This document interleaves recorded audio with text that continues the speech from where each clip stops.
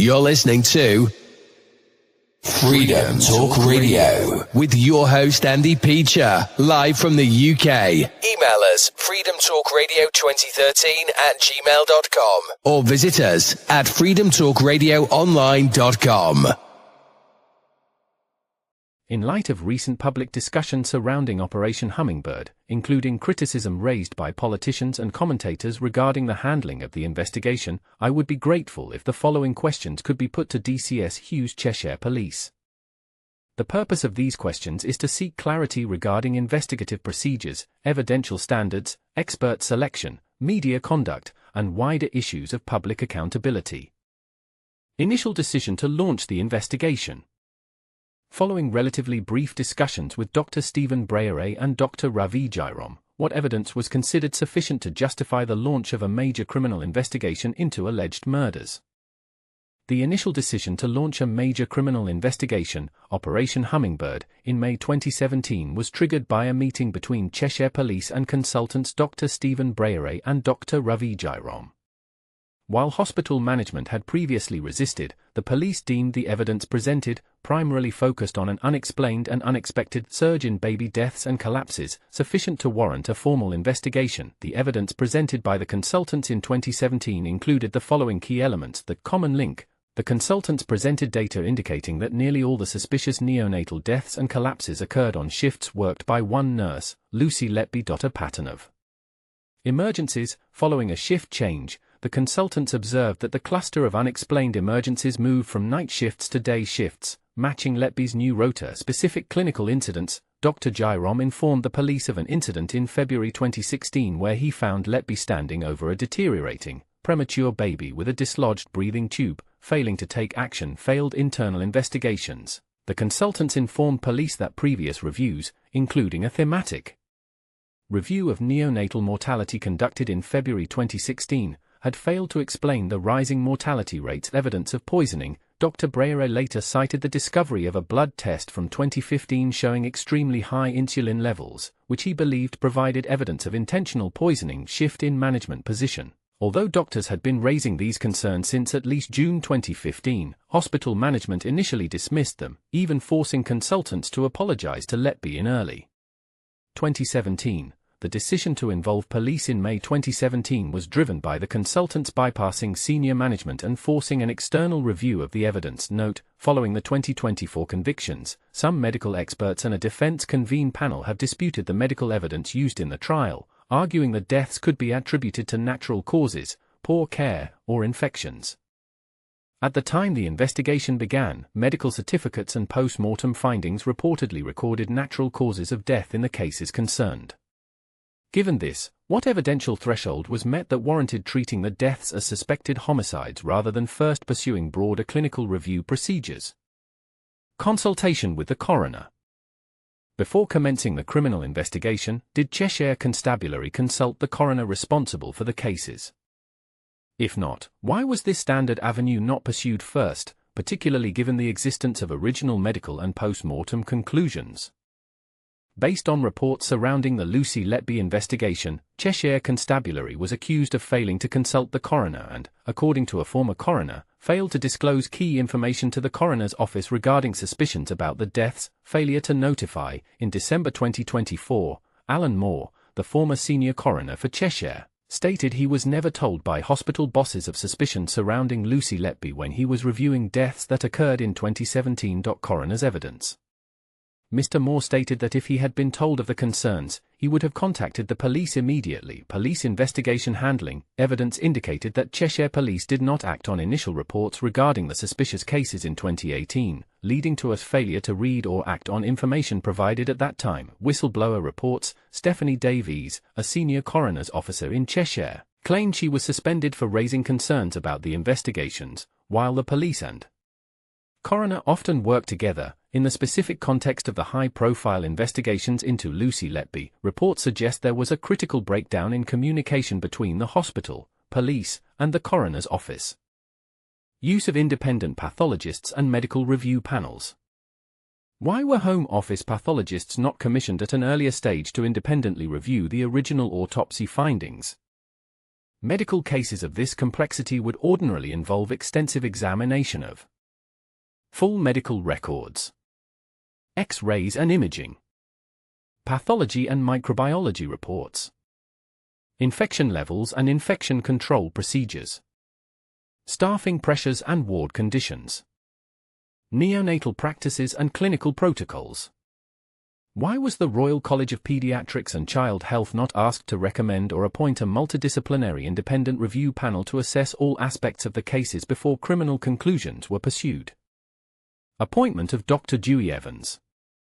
Why was Dr. Dewey Evans selected as the principal expert witness and reviewer for the investigation? Publicly available information indicates that Dr. Evans was not a practicing neonatologist and did not possess extensive hands-on neonatal intensive care experience.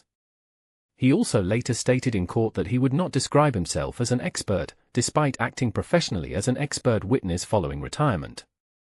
Given the seriousness and complexity of the allegations, why was reliance placed so heavily upon a single expert rather than a broader panel of recognized neonatal specialists? Was this considered best investigative practice in a case involving highly specialized neonatal medicine? In addition, before appointing Dr. Evans, did Cheshire Constabulary carry out any background review into his publicly expressed views, published commentary, or previous conduct as an expert witness? There are publicly available reports and online material alleging that Dr. Evans previously expressed controversial views regarding the decriminalization of certain sexual acts involving minors. Whether accurate or not, was this information known to the force at the time of his appointment, and if so, why was it not considered relevant when assessing his suitability to act as the lead expert in such a sensitive and high-profile criminal investigation? https://www.ukcolumn.org/video/UK column news 10 February 2025.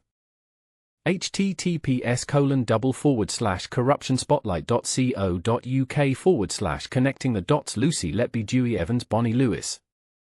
If this information was not known at the time, what due diligence procedures were undertaken before appointing him? Involvement of the gang of FU consultants. Why were the consultants involved in the original unit invited to participate in aspects of the investigation despite having been present during the events under investigation? Given that they were members of the clinical environment in which the alleged incidents occurred, was consideration given to potential conflicts of interest or the need to treat all relevant parties as possible witnesses or suspects until evidence excluded them? Consideration of alternative medical explanations.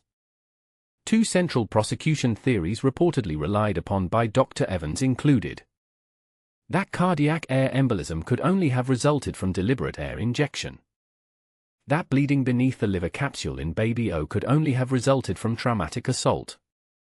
A review of published medical literature and standard online medical resources appears to show that both conditions can arise from a range of non-criminal causes in neonates. Did Cheshire Constabulary or its investigators independently review broader medical literature regarding neonatal air embolism and subcapsular hepatic hematoma? If alternative explanations existed within established medical literature, why were these not given greater weight during the investigation? Do you believe it is sound policing practice to treat disputed medical hypotheses as effectively confirmatory evidence in a criminal case? Statistical evidence and the roster chart. Did Cheshire Constabulary authorize or approve the use of the staffing roster chart presented during the case, which suggested that Lucy Letby's presence during incidents was itself indicative of guilt? Given subsequent criticism of this chart by statisticians and mathematicians, was independent statistical expertise ever sought regarding the reliability and presentation of such evidence? Interpretation of the confession note. Who authorized the interpretation and presentation of the handwritten note widely referred to publicly as a confession note? The note also contained statements such as "I have done nothing wrong" and references to accusations made against the author. Was consideration given to the possibility that the wording reflected distress, self-blame, or repetition of allegations being made during the investigation rather than a literal confession? Were any parts of the note written during or shortly after police questioning? Publication of diary entries.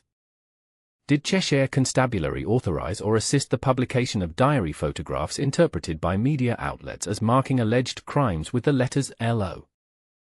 Hospital workers and healthcare staff have stated that these markings appeared instead to read LD, commonly understood as shorthand for long day shifts. Was any effort made by police to correct or challenge potentially misleading media interpretations? Use of handcuffs and public imagery. Why was footage released showing Lucy Letby in handcuffs despite there being no indication that she resisted arrest or posed an escape risk? Was this consistent with police guidance concerning dignity, proportionality, and the avoidance of prejudicial imagery in high-profile cases? Media briefings and reporting restrictions. Will Cheshire Constabulary release details of any briefings or communications provided to selected journalists during the investigation and trial period? Given the strict reporting restrictions imposed on wider public discussion at the time, many observers believe the existence of apparent privileged media access raises serious questions regarding fairness and impartiality. Conduct following conviction.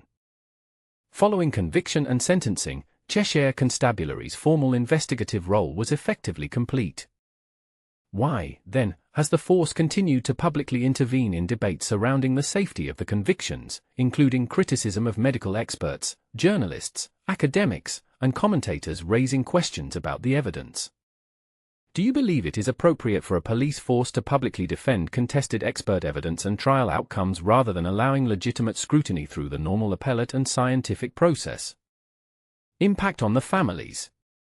Cheshire Constabulary has stated that renewed scrutiny of the case risks causing distress to the families involved. However, was consideration given to the fact that the initial decision to reclassify previously natural deaths as suspected murders may itself have caused immense additional trauma to those families? Which is ultimately more distressing for bereaved parents, being told a child died from natural complications, or being informed that the death is now considered a possible murder investigation? I would appreciate a response to these questions in the interests of transparency, accountability, and public confidence in the handling of major investigations. This diagram was created by Chris Morris, who runs the brilliant YouTube channel Lucy Letby Analysis and is writing a book about Lucy's case. It illustrates something that should concern anyone who believes in fair justice, and once you see it you cannot unsee it. Look at what the investigation actually was. It was a closed loop. The pediatricians told the police who the suspect was and gave them the dates to focus on. The police then restricted their entire investigation to those dates and that suspect. The pediatrician selected which cases to put forward. The police fed those dates and that suspect to Dr. Dewey Evans, the prosecution's expert witness. Dr. Evans examined only the period he had been given, already with a named nurse in mind. He then told the police to go back and find out who had been on duty during that period. The police went back to the pediatricians, the very people who had launched the whole process, to answer that question. And the answer, of course, confirmed what the pediatricians had told them at the very start. This is not an investigation. It is a circle. Every single step fed back into the assumption the pediatricians had planted at the beginning. No alternative suspects were considered. No alternative explanations for the deaths were seriously explored. The police's own expert was working from a pool of cases the accusers had already cherry-picked. A former senior police officer who drew up the national guidelines for investigating deaths in healthcare settings has since described the Cheshire Police investigation as less of an investigation and more of an exercise in gathering information to prove a conclusion that had already been reached. https://www.youtube.com/@llanalysis https://www.youtube.com/watch?v=DGNN hex N1BW.